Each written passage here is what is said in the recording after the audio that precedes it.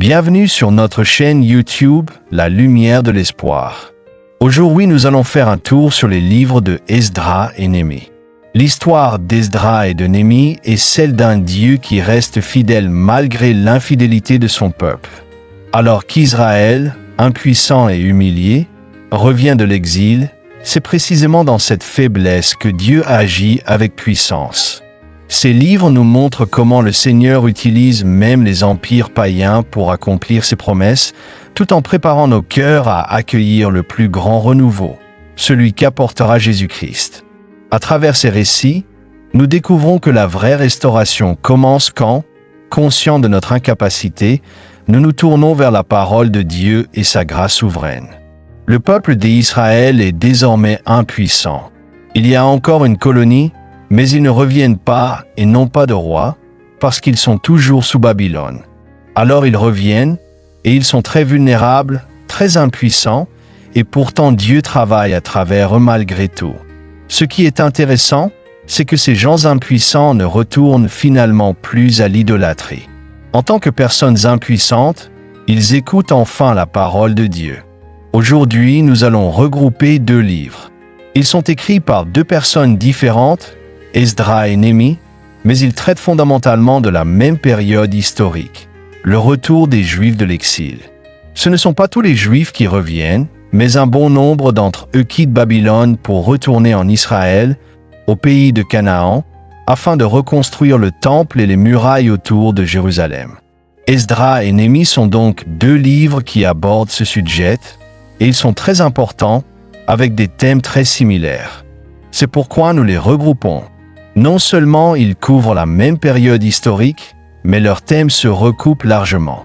Et ces thèmes sont, tout d'abord, que nous avons maintenant tourné une page. Dans tous les livres que nous avons étudiés jusqu'ici, nous avons vu un déclin. Peu importe les juges, peu importe que nous ayons un temple ou des rois, les choses n'ont fait qu'empirer. Les gens retombaient continuellement dans l'idolâtrie, désobéissaient, et finalement, la malédiction de l'Alliance s'est abattue sur eux. Si vous vous détournez de moi, je ne peux plus vous bénir. Les sanctions de l'Alliance les ont frappés, et ils ont été exilés. Mais maintenant, c'est un tout nouveau chapitre de l'histoire biblique. Le premier thème ici est que les promesses de Dieu ne faillissent pas. Les hommes peuvent échouer, c'était le thème des livres précédents, mais les promesses de Dieu, elles, ne faillissent jamais. Et non seulement elles ne faillissent pas, mais il n'y a absolument aucune puissance terrestre capable de les empêcher de s'accomplir. Vous verrez cela aussi dans le livre d'Esther, dont nous parlerons bientôt. La plus grande puissance terrestre à cette époque était l'Empire babylonien, puis l'Empire médo-perse. Ces grands empires mondiaux n'étaient pas seulement incapables d'empêcher les promesses de Dieu de s'accomplir, mais ils en étaient même les instruments. Cyrus, le grand empereur perse, est celui qui a renvoyé le peuple. Un autre empereur a envoyé Néhémie à Jérusalem. Cela montre que Dieu utilise sa providence, le cœur du roi est dans la main de Dieu. Dieu contrôle l'histoire pour que ses promesses s'accomplissent toujours. Un deuxième thème est que ces livres montrent un renouveau du peuple de Dieu. Quels sont les éléments de ce renouveau? L'exposition de la Bible et son étude sont centrales, comme l'enseigne Esdras. Une partie cruciale de ce renouveau est le rétablissement du culte. D'ailleurs, ma femme Cathy et moi avons souvent remarqué, en lisant la Bible encore et encore, que l'exil a réellement guéri les Israélites. Après leur retour, ils ne retombent plus jamais dans l'idolâtrie. Avant, malgré Moïse, Josué, les juges, Samuel, David et les rois, ils revenaient sans cesse à l'idolâtrie. Mais après l'exil, plus jamais. Pourquoi? Parce que le renouveau est possible. Il y a de l'espoir, Dieu peut changer les cœurs. Enfin, beaucoup voient Esdras et Néhémie comme des manuels de leadership, car ces deux hommes ont été de grands dirigeants. Mais je ne pense pas que ce soit le thème principal. Le message central est que Dieu tient ses promesses et que son plan de salut s'accomplira. Cependant, on peut aussi apprendre beaucoup sur le leadership.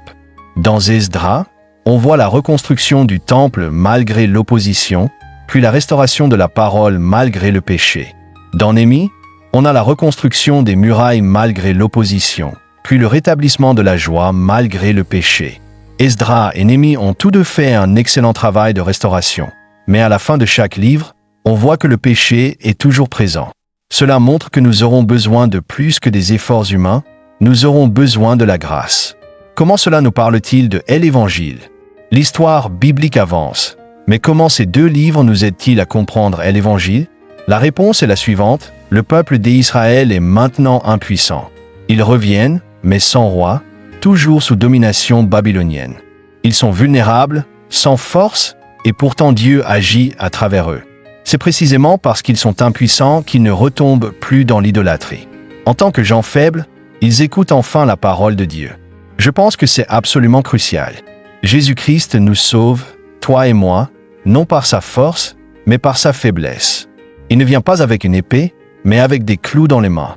Il ne vient pas pour juger, mais pour subir le jugement. C'est parce qu'il est impuissant qu'il peut traverser la mort pour nos péchés, vaincre le diable, détruire le pouvoir de la mort et nous amener à Dieu. C'est donc par son impuissance que nous sommes sauvés. Et devinez quoi? C'est aussi par notre impuissance que nous nous connectons à ce salut. Nous ne pouvons le recevoir qu'en disant « Je n'ai rien à offrir. Je suis un pauvre pécheur, j'ai besoin de grâce. » Nous ne sommes sauvés que par l'impuissance de Jésus, et nous ne pouvons y accéder que par notre propre impuissance, celle de la repentance et de la foi. Avant de continuer, prends une minute pour t'abonner à la chaîne YouTube La Lumière de l'Espoir.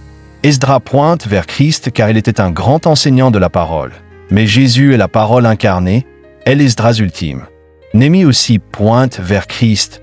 Il est monté à Jérusalem pour rassembler le peuple de Dieu et reconstruire les murailles, au risque de sa vie. Mais Jésus est le vrai Néhémie. Au prix de sa vie, il nous fait entrer dans la cité de Dieu. Ainsi, bien que Esdras et Néhémie soient deux livres différents écrits par deux auteurs distincts, ils nous montrent la même réalité. C'est par l'impuissance que nous recevons la victoire. Comme Paul le dit, « Quand je suis faible, c'est alors que je suis fort. » Souvenons-nous de cela. Pour conclure, Esdras et Néhémie nous révèlent un Dieu fidèle qui accomplit ses promesses malgré la faiblesse de son peuple.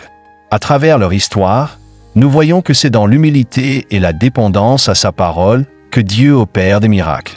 Ces livres pointent vers Christ, le véritable libérateur, dont la faiblesse sur la croix devient notre force éternelle. Prions. Seigneur, comme tu as restauré ton peuple autrefois, renouvelle-nous aujourd'hui. Apprends-nous à te faire confiance dans nos faiblesses, sachant que ta puissance s'accomplit quand nous nous abandonnons à toi. Merci pour Jésus, notre Esdras et notre Néhémie, qui nous ramènent à toi. Amen.